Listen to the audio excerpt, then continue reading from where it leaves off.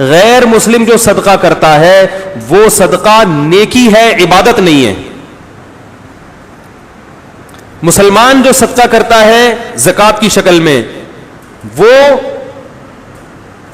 عبادت ہے. آپ کہیں گے بھائی وہی غیر مسلم جب لوگوں کو کھانا کھلا رہا ہے تو عبادت نہیں ہے وہ؟ ہاں اچھا کام ضرور ہے، اس کو اپریشیٹ کیا جائے گا، لیکن یہی جب مسلمان زکوٰۃ دے رہا ہے تو یہ عمل عبادت ہے. کیوں؟ فرق کیا ہے دونوں میں؟ بہت مشکل ہے یار، کیا کریں، ایسے دیکھ رہے ہیں جیسے میں پہلی دفعہ بات کر رہا ہوں آپ لوگوں سے. ہم جب زکوٰۃ دیتے ہیں نا، یہ زکوٰۃ کیا ہے؟ عبادت ہے، اس میں عبادت کا ثواب ملتا ہے. غیر مسلم جب لوگوں کو کھانا کھلاتا ہے اچھا کام ہے مگر عبادت کا ثواب نہیں ملتا. کیوں؟ عبادت کہتے ہیں کسی ذات کے سامنے ایسا اپنے آپ کو اس کی تعظیم کرنا، یہ نظریہ رکھ کر کہ یہی میری بگڑی بھی بنا سکتا ہے اور یہی مجھے نقصان بھی پہنچا سکتا ہے. کسی ذات کے بارے میں جب آپ یہ عقیدہ رکھ کر اس کی تعظیم کریں گے تو یہ تعظیم کیا کہلائے گی؟ عبادت. ایک مثال سے سمجھاتا ہوں بات.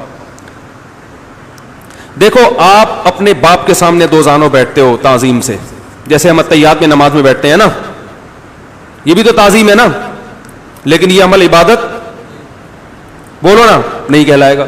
مگر یہی عمل اتحیات میں ہم قبلہ رخ ہو کے کرتے ہیں تو یہ عمل کیا کہلاتا ہے؟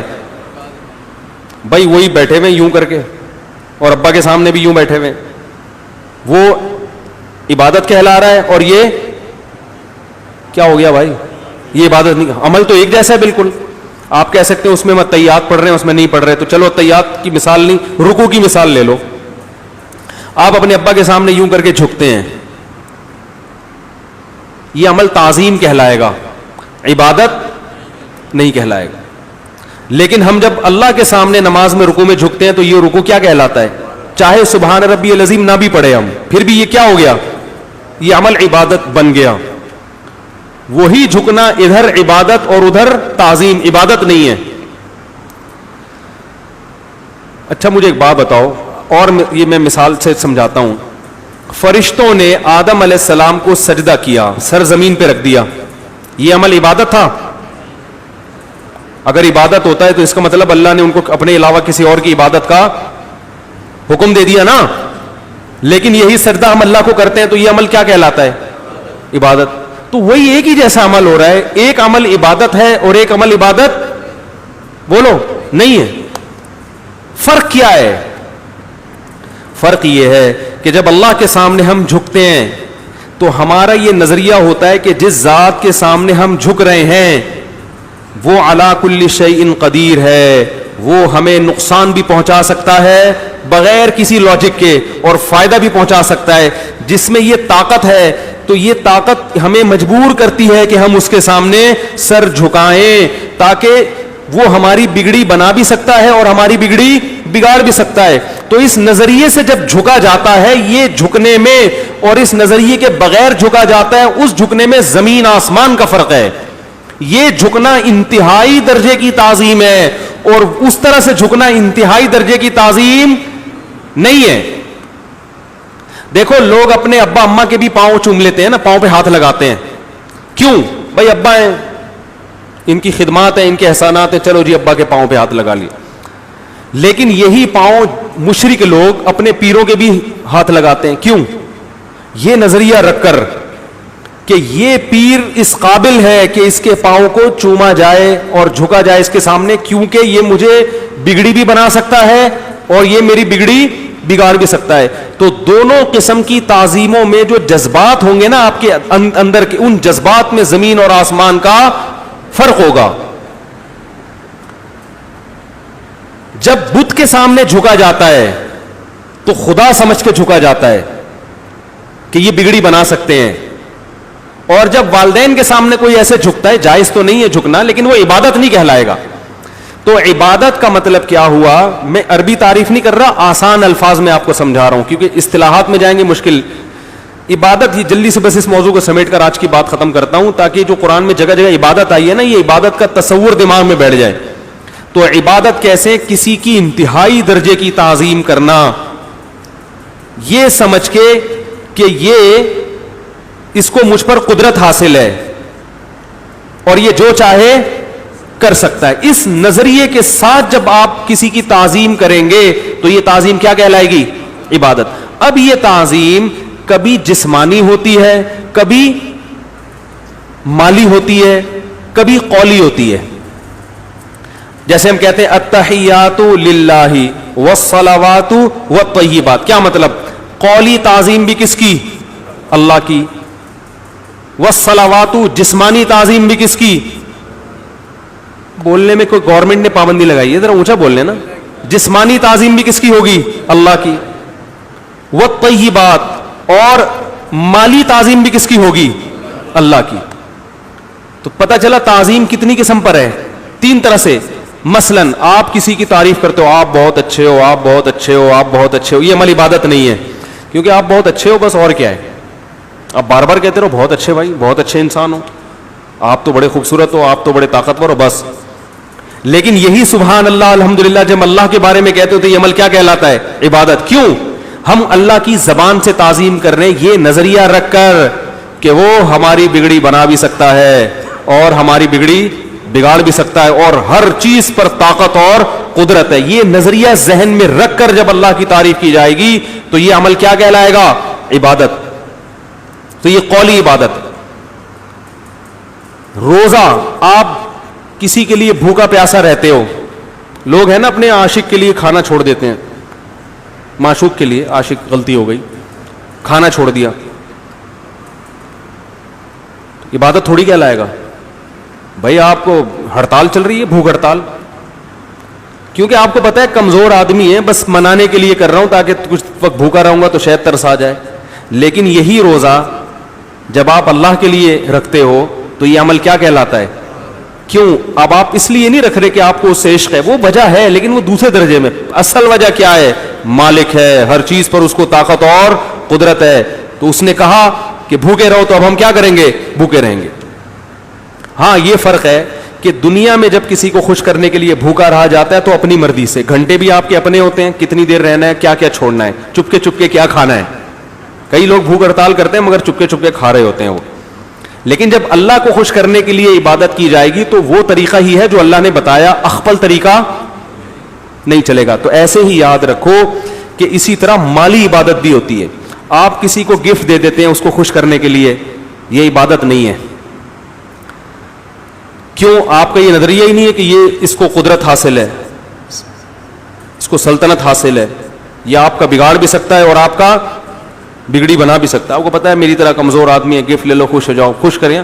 لیکن یہی گفٹ جب اللہ کو دیا جائے گا زکات کی شکل میں یا اللہ کے نمائندوں کو دیا جائے گا تو کیا کہلائے گا یہ عمل؟ عبادت. اس لیے کہ اللہ کے بارے میں آپ یہ نظریہ رکھ کے یہ کام کر رہے ہو کہ وہ بگڑی بنا بھی سکتا ہے اور بگڑی بگاڑ بھی. تو ہم جو زکات غریبوں کو دیتے ہیں اصل میں غریبوں کو نہیں دیتے, دینی کس کو چاہیے؟ اللہ کو. ارے میں آپ کو جب خوش کرنے کے لیے گفٹ دوں گا تو آپ کو دوں گا, اس کو تھوڑی دوں گا. غریب تو نہیں ہو آپ. اگر غریب ہو, فرض کر لو میں نے, مجھے بڑی محبت ہو گئی آپ سے, آپ کو خوش کرنے کے لیے میں بڑا خوش ہوا, میں نے کہا آپ سے مجھے اتنی محبت, چلو یہ لو 1,00,000 روپے, اور آپ نے ہاتھ بڑھایا, میں نے کہا یہ لو ایک.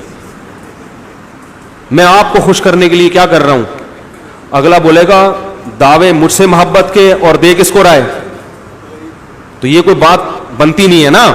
تو اصل میں تمام فقہا یہی بات لکھتے ہیں کہ زکوٰۃ اصل میں دی غریبوں کو نہیں جاتی. کس کو دی جاتی ہے؟ کیونکہ اللہ نے مانگا ہے ہم سے پیسہ. من ذا الذی یقرض اللہ, کون ہے جو اللہ کو قرضہ دے گا؟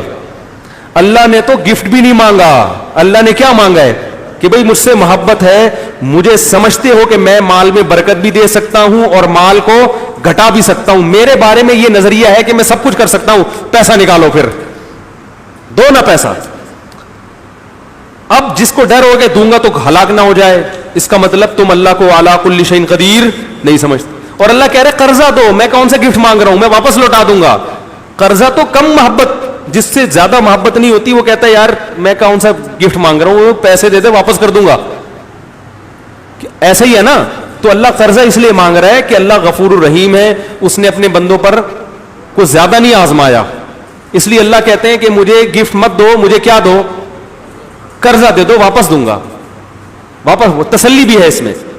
تو آپ مانگا اللہ نے, آپ پکڑا کس کو رہے ہیں, وہ محلے میں غریب ہے اس کو پکڑا رہے ہیں جا کے, وہ وسیم بھائی کی طبیعت خراب تھی, ان کے گھر بھائی کوئی وسیم بیٹھے ہو معذرت, ان کو پکڑا دیا آپ نے, وہ اس کی بیوی بھاگ گئی معذرت کے ساتھ, ٹھیک ہے, اس کا میاں گھر پہ نہیں آ رہا, اس کو پکڑا دی, یار وہ بڑا ٹینشن میں ہے, اس کا کینسر کا علاج چل رہا ہے, اس کا جناب اس کے وہ سر پہ بال نہیں اگ رہے وغیرہ وغیرہ, بہت سارے مسائل ہوتے ہیں نا, کوئی کینسر میں ہے, کوئی کسی کی ٹانگ اللہ نہ کرے ٹوٹ گئی, بہت, تو ان میں اللہ کو کہاں دے رہے ہیں ہم.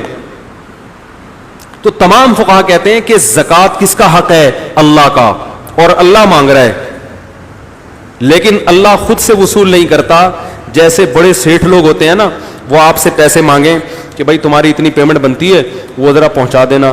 سر ٹھیک ہے میں آ رہا ہوں, کہاں پہنچاؤں, میں بندہ بھیج رہا ہوں ہے, اس کو پکڑا دینا, میں کیا کر رہا ہوں, اس کے بعد رسید ہوگی میری طرف سے, وہ کارڈ ہوگا, تو وہ مجھے ہی, تو وکیل کو پکڑانا, موکل ہی کو دینا. یار بولنے پہ کوئی پابندی لگی ہے, بول دو نا, وکیل کو پکڑانا موکل ہی کو دینا کہلاتا ہے نا.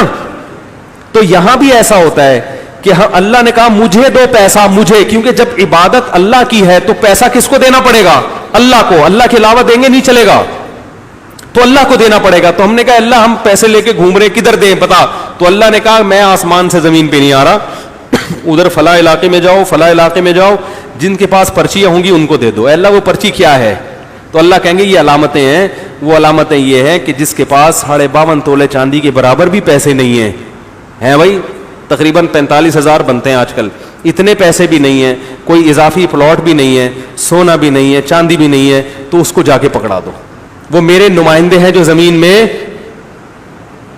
بولو بھائی, گھوم رہے ہیں. اور پھر جب اس کو دو گے تو شکریہ نہیں مانگنا اس سے, انما نطعمکم لوجہ اللہ لا نرید منکم جزاء ولا, تھینک یو کی توقع مت رکھنا کہ وہ, کیونکہ شکریہ تو اس کا ادا ہو جس کو دیے تو مجھے ہے, تم نے, تو میں دوں گا, اس سے نہیں مانگنا. ارے بھائی کیسے سمجھائیں یار, کیونکہ جب سیٹھ صاحب کو آپ نے پیسے دینے تھے, سیٹھ نے بندے کو بھیجا کہ جا بھائی اس نے میرے پیسے دینے ہیں, اتنے عرصے سے کھا کے بیٹھا ہے, جا لے کر آ اس سے. تو جب وہ بندہ آئے گا, آپ اس کو پیسے پکڑائیں گے, وہ آپ کا شکریہ تھوڑی ادا کرے گا, کہے گا مجھے تھوڑی, آپ نے تو سیٹھ کو دیے ہیں, وہ سیٹھ نے مجھے وکیل بنایا ہوا تھا تو لے گیا. تو آپ تو سیٹھ ہی کو بندہ سمجھ کے دے رہے ہو نا اس کو, کیا خیال ہے. اب سوال پیدا ہوتا ہے کہ غریبوں کو اللہ نے اپنا وکیل کیوں بنایا. غریبوں, جہاں جتنے بھی غریب لوگ بیٹھے ہوئے ہیں ان کے لیے خوشی کی باتیں کر رہا ہوں میں یہاں پہ, غریبوں کو اللہ نے اپنا نمائندہ کیوں بنایا. اس کا فقہا نے بڑا پیارا جواب دیا ہے. فقہا لکھتے ہیں کہ اللہ نے ہر ایک سے وعدہ کیا ہے, وما من دابۃ الا علی اللہ رزقها, اللہ کے ذمے پیمنٹ ہے بہت سے لوگوں کی, ٹھیک ہے نا. اللہ نے ہر ایک سے وعدہ کیا کہ سب کو روٹی کھلاؤں گا, سب کو رزق دوں گا. تو غریبوں کی بھی ذمہ داری کس نے لی ہے, اللہ نے. تو جیسے سیٹھ صاحب نے کسی کی پیمنٹ کرنی ہو ہے بھائی, اور آپ نے سیٹھ صاحب کو پیمنٹ کرنی ہو, تو سیٹھ صاحب کیا کہتے ہیں, بھائی میری طرف سے فلاں بندہ آئے گا, ڈائریکٹ اسی کو کر دینا کیونکہ مجھے بھی اسی کو کرنی ہے. تو یہ میں اپنی ذمہ داری پوری کر رہا ہوں کہ جو پیسے میں نے, جو سیٹھ صاحب نے اس بندے کو دینے تھے, سیٹھ صاحب کہہ رہے ہیں یار میں براہ راست مجھ سے دینے کے بجائے جاؤ میرے پیسے فلاں کے ذمے بنتے ہیں, اس سے جا کے وصول کر لو. تو اس میں شکریہ والا تو کوئی چکر آئے گا ہی نہیں. کیا خیال ہے بھائی, ہم بھی, اللہ بھی ہمارا شکریہ ادا نہیں کرے گا کیونکہ اللہ نے ہمیں دیا ہے. اللہ کہے گا جتنا میں نے دیا اس میں سے 2.5% واپس کر دو بس, اور وہ بھی قرض کے طور پر. تو اللہ پر بھی ہمارا احسان نہیں ہے, اور اس غریب پر بھی احسان نہیں, کیونکہ اس کو تو اللہ نے کھلانا تھا. تو اللہ کے ذمے جو رقم اس کی بنتی تھی, اللہ نے براہ راست دینے کے بجائے اللہ نے ہم سے کہا کہ تم نے جو پیسے مجھے دینے تھے تو میرا ایک قرض خواہ ہے, اس کو جا کے ڈائریکٹ پکڑا دو.